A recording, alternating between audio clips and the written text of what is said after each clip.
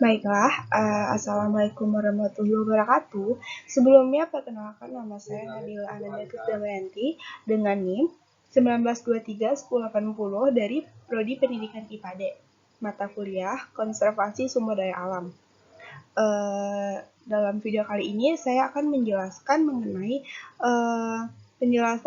laporan yang sudah saya buat sebelumnya mengenai penangkaran penyu di UPT Konservasi Penyu Pariaman. Yang pertama yaitu di sini saya akan membahas mengenai latar belakang laporan yang sudah saya buat. Dalam laporan saya menggunakan latar belakang yaitu penyu ya salah satu hewan yang tingkatan populasinya makin menyusut. Masing-masing tahunnya, penyu berperan dalam menjaga stabilitas habitat laut dan menyebarkan nutrisi di perairan, termasuk menunjang kelimpahan keragaman ikan yang menjadi sumber protein untuk manusia.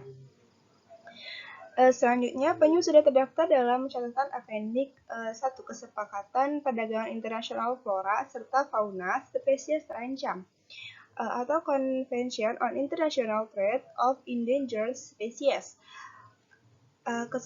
Kesepakatan tersebut melarang seluruh perdagangan internasional atas seluruh produk atau hasil yang berasal dari penyu, baik itu telur, daging, ataupun cangkangnya. Tidak hanya itu, ketentuan proteksi penyu pula terancam dalam Undang-Undang Nomor 5 Tahun 1990 tentang konservasi sumber energi alam, biologi, serta ekosistemnya, serta Peraturan Pemerintahan Nomor 7 Tahun 1999 tentang pelestarian tipe tanaman serta binatang.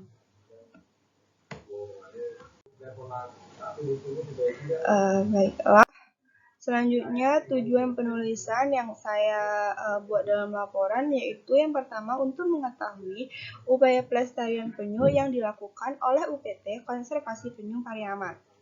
Yang kedua, untuk mengetahui kendala serta permasalahan yang dialami oleh UPT Konservasi Penyu Pariaman. Dan yang ketiga, untuk mengetahui jenis-jenis apa saja yang ada di penangkaran penyu UPT Konservasi Penyu Pariaman. Selanjutnya, upaya pelestarian penyu yang dilakukan oleh UPT Penyu Pariaman. Dalam di konservasi UPT Penyu Pariaman terdapat beberapa fasilitas yang disediakan oleh pemerintahan daerah setempat. Yang pertama yaitu kolam air asin. Kolam air asin ini berfungsi sebagai tempat untuk agar saat telur-telur sudah menetas di tempat pasir yang telah disediakan, sehingga penyu-penyu yang baru menetas tersebut tidak lepas ke jalanan atau ke pantai. Karena insting penyu yang akan mencari pantai ketika baru saja menetas. Kolam air asin ini berasal dari air laut yang dibawa oleh petugas yang dimasukkan ke dalam kolam air asin tersebut. Sehingga dengan kata lain, kolam air asin itu sama saja dengan tempat habitat penyu yaitu laut.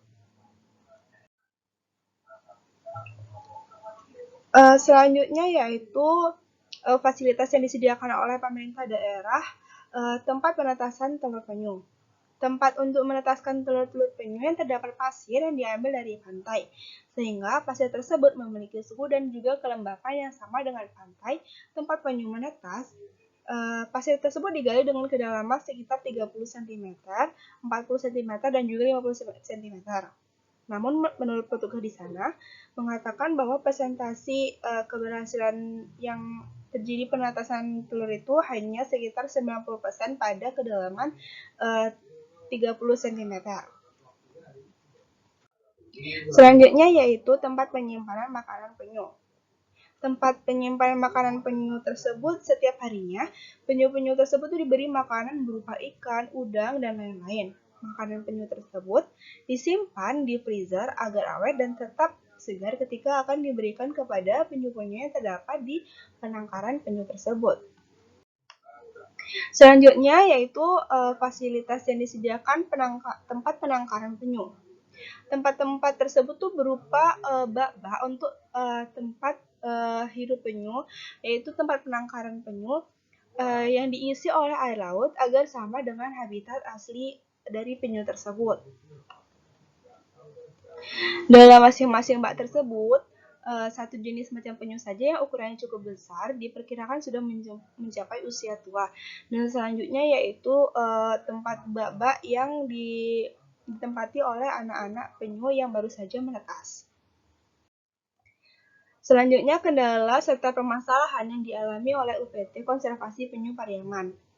Yang pertama yaitu tempat penangkaran penyu tersebut dihubungkan atau terdapat pula objek wisata. Hal ini sangat mengganggu perkembangbiakan dari penyu dan mengganggu proses konservasi. Selanjutnya, terdapat masyarakat yang jahil yang suka mengandung telur penyu yang di pantai untuk dijual di pasar dan juga untuk dikonsumsi. Adanya predator yang memakan telur-telur yang baru saja menetas. Predator tersebut berupa burung camar, ikan, dan juga biawak. Dahulu masih banyak telur yang menetas pada malam hari di sepanjang pantai. Namun saja saat ini sudah mulai berkurang. Hal ini disebabkan oleh adanya manusia yang berdatangan di tempat penangkaran penyu tersebut dan juga disebabkan oleh pembangunan-pembangunan di sekitar pantai serta reboisasi yang diadakan oleh pemerintah daerah setempat di pantai tersebut. Selanjutnya di sini jenis-jenis apa saja yang ada di penangkaran penyu UPT Konservasi Penyu Pariaman. Yang pertama yaitu penyu hijau. Penyu hijau memiliki warna tempurung yang bervariasi. Ketika masih remaja, penyu hijau umumnya memiliki warna agak kecoklatan dengan bercorak atau bercak kekuningan yang menyebar di sekitar tubuh penyu. Penyu hijau ini memiliki cakar yang cukup tajam pada kaki depannya.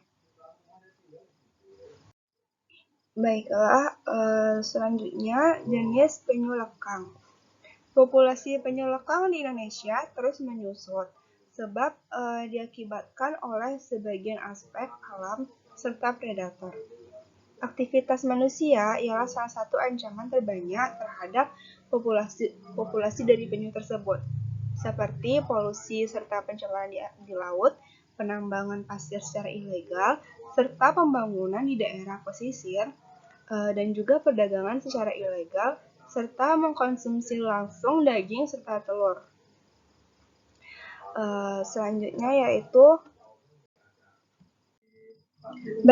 selanjutnya jenis-jenis penyu yang terdapat di penangkaran UPT Konservasi Penyu Pariaman yang terakhir yaitu penyu sisik.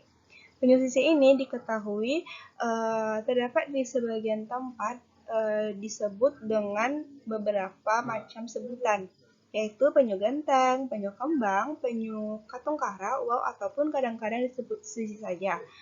Lengannya berupa dayung serta tiap-tiap dilengkapi dengan 2 pasang kuku atau cakar. Kadang-kadang terdapat yang hanya 1 kuku saja.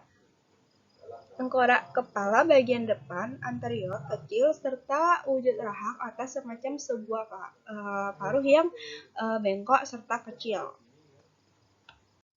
Selanjutnya itu kesimpulan yang dapat saya ambil dari laporan yang telah saya buat, yaitu upaya pelestarian yang dapat dilaksanakan dengan mengajak seluruh masyarakat untuk tidak mengambil semua telur penyu di pantai serta tidak mengkonsumsi telur-telur yang terdapat atau ditemukan di pantai. Hal lainnya yaitu dengan pengembangan ekonomi alternatif agar masyarakat pemburu atau pengambil telur penyu di sekitaran pantai Pariaman memiliki pekerjaan lain yang dapat menghasilkan. Baiklah, sampai di sini presentasi yang dapat saya jelaskan. Salah dan jangkanya saya mohon maaf atas perhatian dan waktunya. Saya ucapkan terima kasih. Assalamualaikum warahmatullahi wabarakatuh.